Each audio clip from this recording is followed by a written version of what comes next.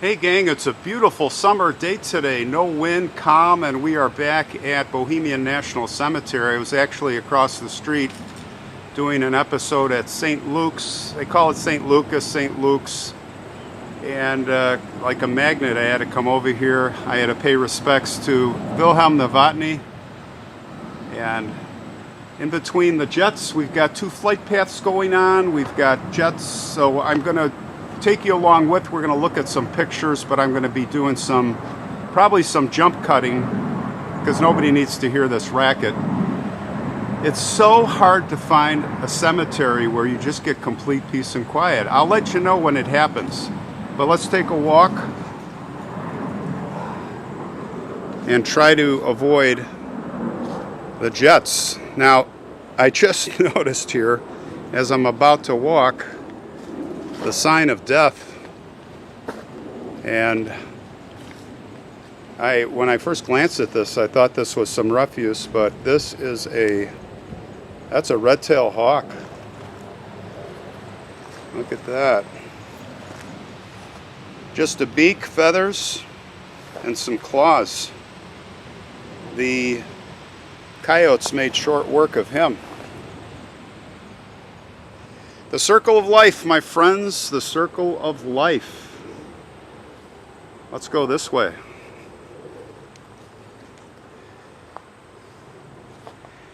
Perhaps we can look on Find a Grave to see and maybe find some stories, and I'll shine on some stones that don't have pictures. Also, you never know what stories are abound in the pages of the cemetery. It's like a book, a history book, guys, right? We talked about that. All right, here's a stone, some pictures.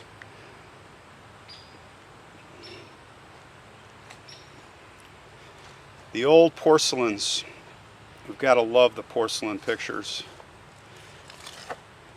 These are actually the way they make these. We're going to try to do, maybe by next year, a how it's made episode like we did with Frank Troost on the etchings and some of the other things, how they make gravestones. We're actually buying a porcelain for the unknown stranger from the Ruth Ann Wanderer roaring 20s, 1920s murder, double murder. The young man, we have his picture. I photoshopped it. It's a post-mortem. It wasn't bad, but his mouth was open. He had some cuts on his face. He needed a shirt. I did some things. I cleaned up the picture in Photoshop, and we're gonna do a porcelain and a gravestone for him, as you guys know.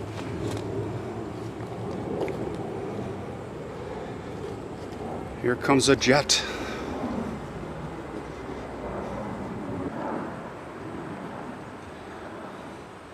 And there it goes.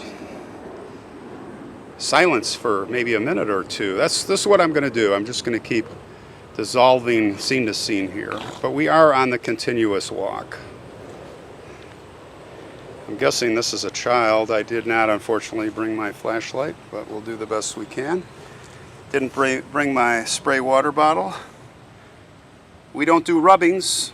No, no, no. That's a big no-no. Actually, rubbings are against the law in some cemeteries, like in Massachusetts, they should know, where the first cemeteries of the Pilgrims are. I see two pictures over this way. So back to the porcelains, getting those made. The company that Frank Troost works with is in California, but I think they have an operation in Minnesota somewhere, so we're going to try and do a how it's made. Probably won't happen until next year, like I said. Anton and Marie. He died in 1909, and it looks like Marie died in 1924. Let's get some close-ups. Handsome man with the mustache.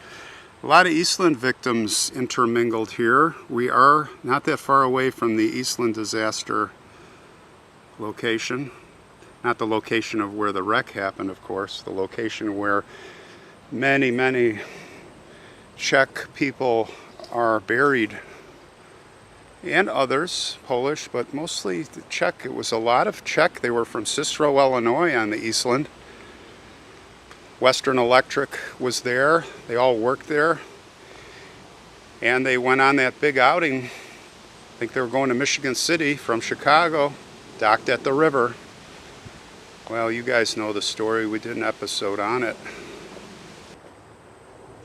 I did pay respects just before this to Wilhelm Novotny, last victim found of the Eastland disaster. Of course, we bought him a gravestone with his porcelain picture. Marie passed in 1939.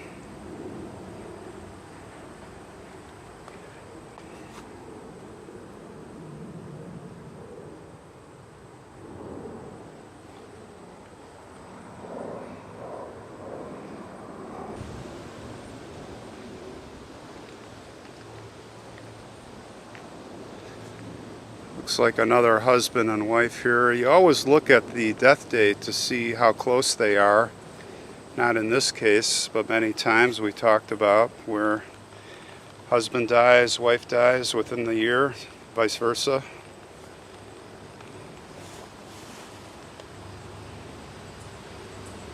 (1923), 1908. I'm guessing the husband died well before his wife.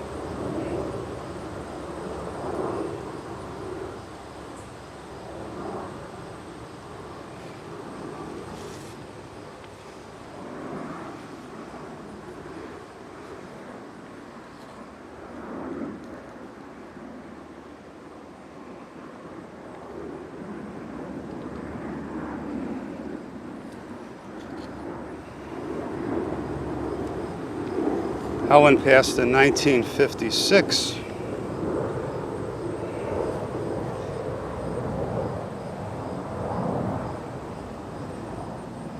The hat, the flowers, Father Frank.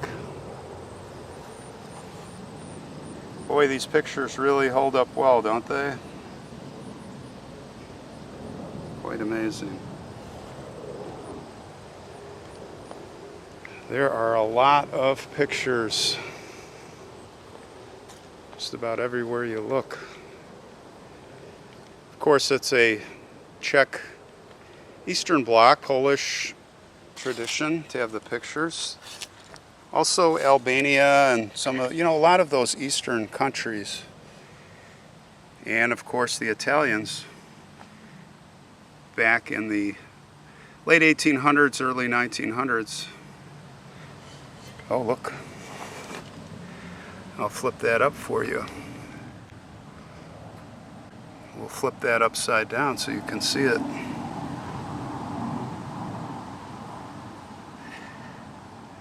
Now, as I stand here, from a practical matter, it's really not practical.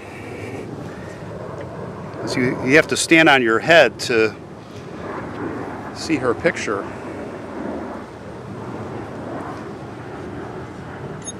Father and mother.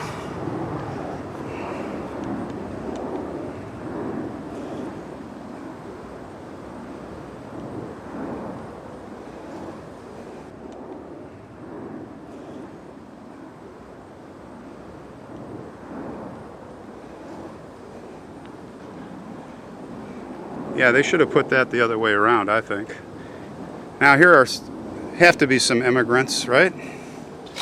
Passed in 1909, just showing the death dates here. The stone is really leaning. Now when you see a stone like this and it's, don't go stand over there. I mean, people have been killed by these falling gravestones. Which you'd say, what? It's impossible. Just get out of the way, right? I don't know. Apparently not. Well, I'm sure you're not looking for the gravestone to fall down. You're standing there paying respects, maybe saying a prayer, or working on the stone, or working on the flowers. Distracted, of course, understandable.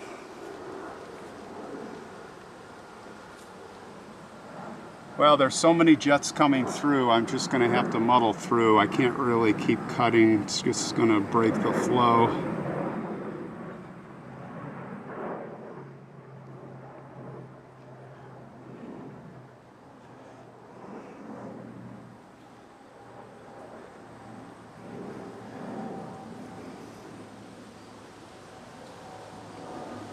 I actually won't talk when the jet's right overhead, and I'll just turn the volume down for you. How's that? In editing. 1917, Joseph died. Marie died in 1921. Look at the sideburns. Boy, this is like a walk back in time. It's interesting. Sometimes I connect with some of these pictures. I don't know why, I'm sure you do too. But there's one at Mount Carmel. I just can't stop looking at it, at her. Beautiful Italian woman who died in I think it was the 1930s. I'll put a little inset of her picture. You ever see the movie Somewhere in Time? Christopher Reeves and Jane Seymour. It may sound weird, but I have that connection. Like with that picture, for some reason, I thought about going back in time in a time machine like Christopher Reeve did. Now I'm not going to try it, putting pennies in my pocket and a 1920s suit on. But just fascinating to think about if you could maybe meet that person in the afterlife. It's not just her. There are other people that I connect with.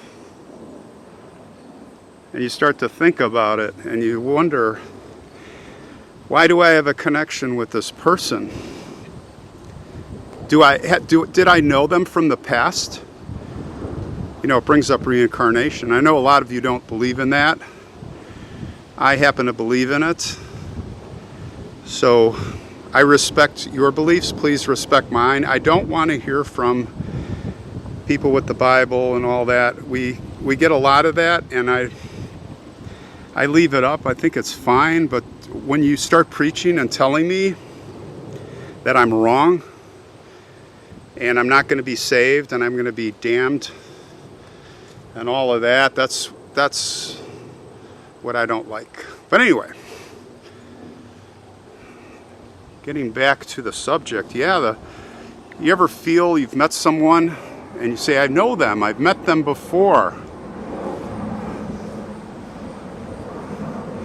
Was it from a prior life, or is it the deja vu moment? We definitely haven't hit this section before. These are all new discoveries.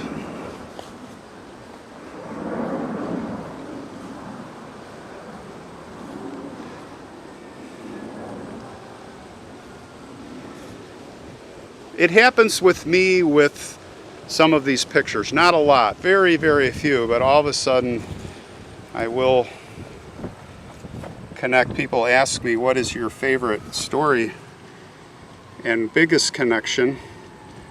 And it is one that there is no picture.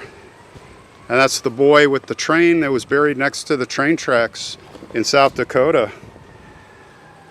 The brakeman and the boy story. Here's a great picture. Look at that. Clara. She passed in 1949. 1949. When do you think this picture was taken? During World War II, 1940s, earlier? Well, let's see.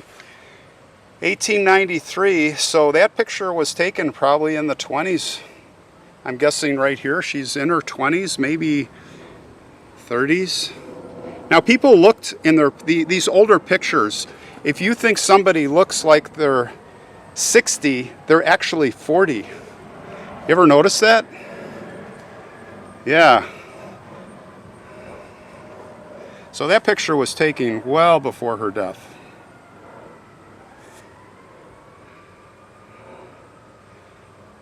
It is amazing how clear these pictures are. 1909 and 1924. Marie passed in 1924. Look at the statue.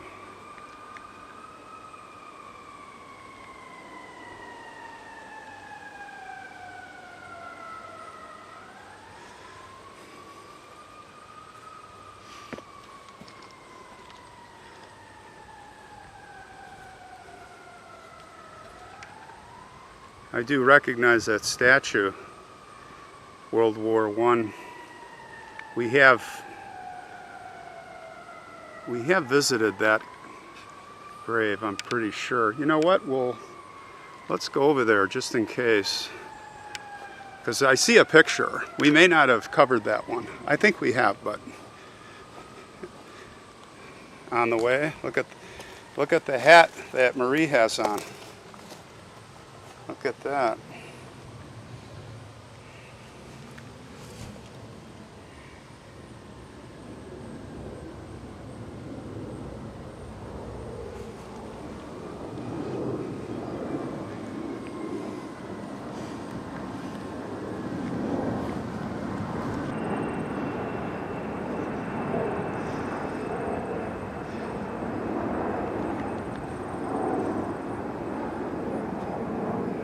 You know, you wonder if that's in his likeness.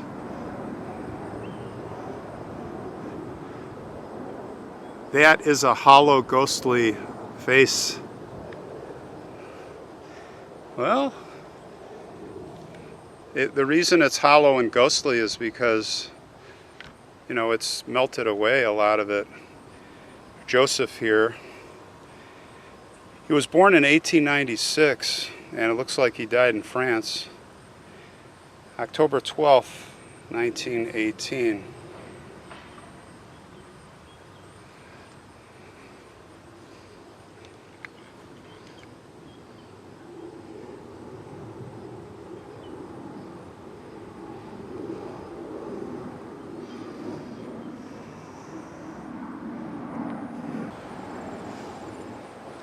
Here's a boy who died in 1920. Young man.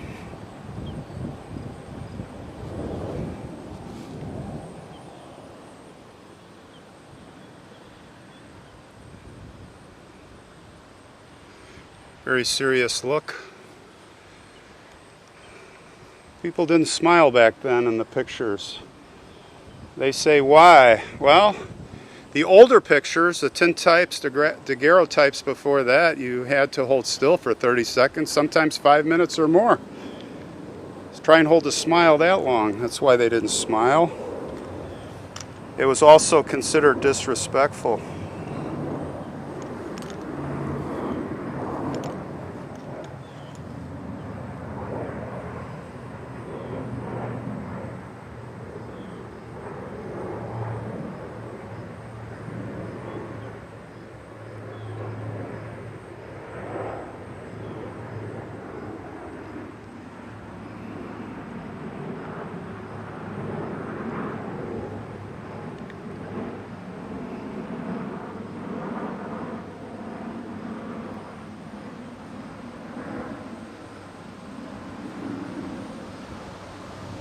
A wedding photo of Mildred, who died in 1934. She was born in 1918 or 19, let's take a quick look here. It looks like 1918. So, teenager, around 16 years old. That's probably a first communion dress, huh? What do you guys think? Isn't that marvelous? She was beautiful, but look at the glow of the silk dress. Is that silk? Wow, that is striking.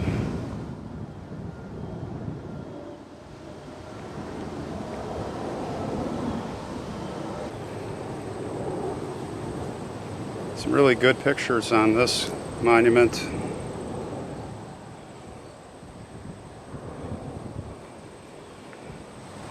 Joseph and Rosie. Joseph passed 1933. He was born in 1868. Rosie was born in 1870, 3 years younger than Joseph, and she died in 1939. What an interesting dress. It almost looks Quaker. I know it's not Quaker, but maybe somebody can tell us. It looks very unique. Maybe not. I don't know. I'm not an expert in period dress wear. What are the stories of these people? They grew up in Chicago. Many were immigrants. Maybe many came here on the boat, Ellis Island, from all over Europe. Imagine that journey. And imagine the ones that didn't make it, that aren't even here, lost at sea. There are many. Many, many, many. There's a nurse, Bessie.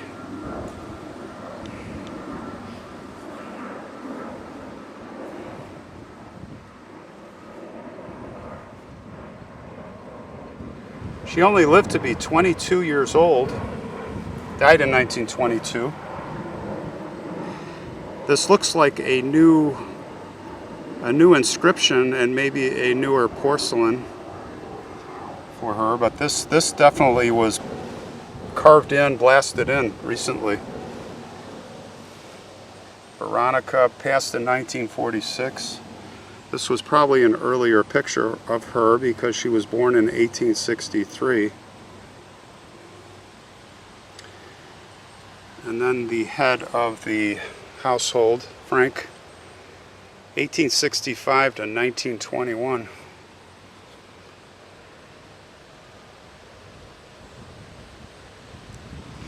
What a mustache. I don't think I could grow that if I wanted to. Neat. I like it. Little wax on that mustache, I'm guessing. Here's Anna. Another intriguing picture. I really am intrigued with the hairstyles and the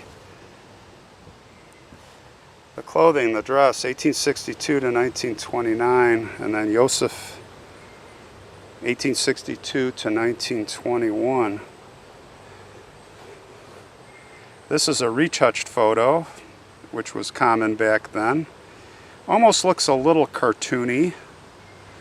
You see this in a lot of the Western frontier pictures, the outlaws and so forth. It was common to do. Photographers were artists.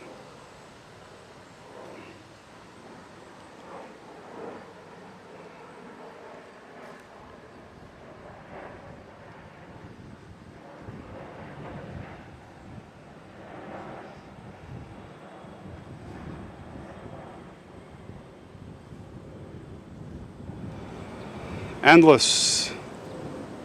Thousands and thousands of souls here.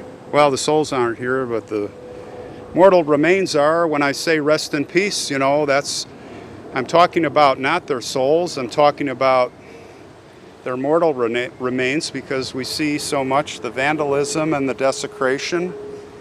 And we see the ghouls and the paranormals. Well, the paranormals don't do much harm usually. But you just think and imagine that when they died, their families expected that they would rest, their mortal remains would rest in peace. And most do, but it all depends. 1896 to 1921, Frank died young. 1921, that's after the end of World War I. So you wonder what happened.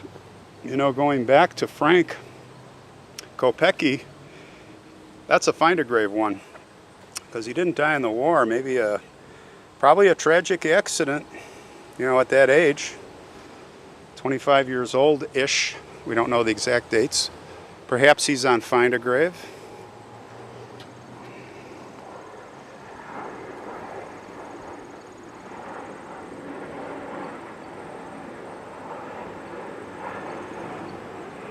Nemec family. 1941, Anna passed away. And I'm going to say this is her mother. No, this would be 1892 birth. So Anna is the oldest, 1857. So this has to be her daughter, right? 1892? Probably.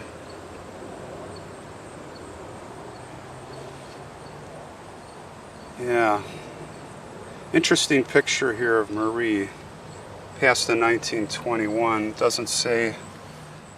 And again, this up here, that's been carved in. It looks like more recently. It's hard to say. Marie died in, again, 1921.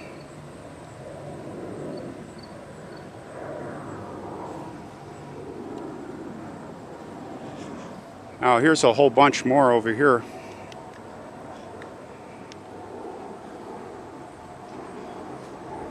Oh, look at this one. This is one we haven't seen. It's a very large porcelain of a child on almost like a rickshaw with a goat.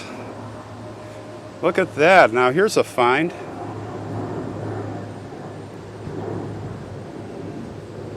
William, 1913 to 1920. Look at that, guys. That's amazing. Let me see if I can get close.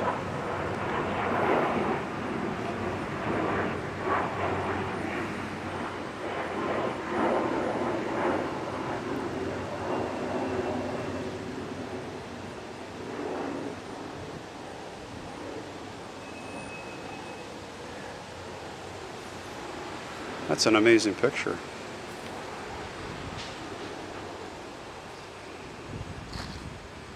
Probably some special event, huh? It's another child here.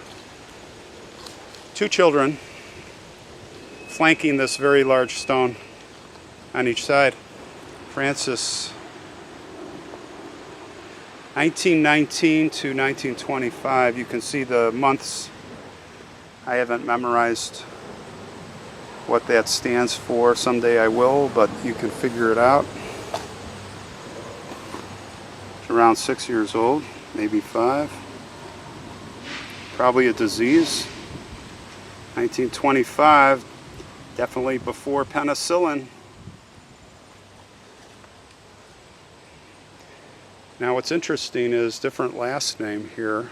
Oh no, nope. Same last name, just at the bottom. So Josepha passed in 1973, and Katrina passed in 1938. So Katrina was the mother. She died about 8 years after her daughter. This would be her inscription. And Josepha was born in 1888, the next generation. So I'm not sure, because Josepha born 1888 and Francis born in 1919. 1919, that's another generation. So there's 2 generations there, it looks like. There's a picture of Jan, 1885 to 1927. This is a really clear, good picture of the man. So he died in 1927, 7 years after this boy. So I'm guessing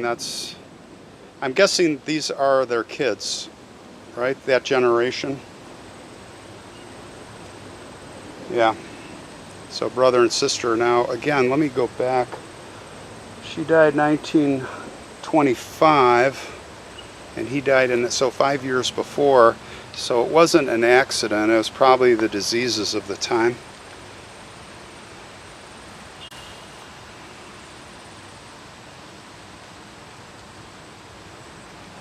Tragic. We see this so often. Tragic. Alright guys, that's going to wrap it up for me. I will see you soon on another episode. Thanks for coming along.